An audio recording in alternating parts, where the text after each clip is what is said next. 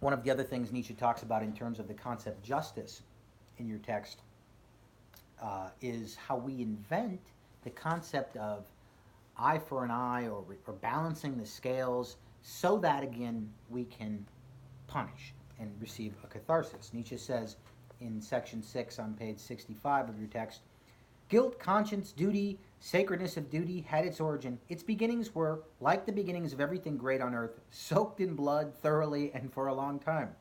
To ask again, to what extent can suffering balance debts or guilt?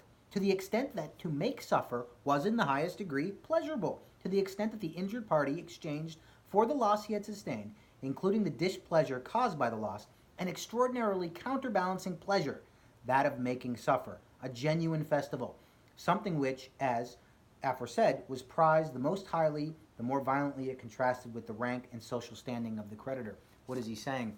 That if someone wronged me, if someone didn't pay me back, and I could in some way inflict harm on you, it wasn't to make things right. I mean, think about it. What does punishing someone, what does instilling pain in that person, how does that make it up? It doesn't, right?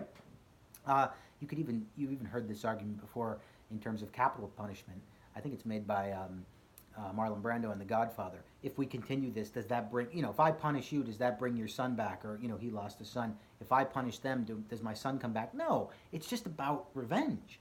And Nietzsche is saying this is where this concept of returning and balancing the debts and credits comes from. It's interesting to think about that Nietzsche thinks that our understanding of debt and credit comes from our ability to, or our need for catharsis in inflicting our violent urges.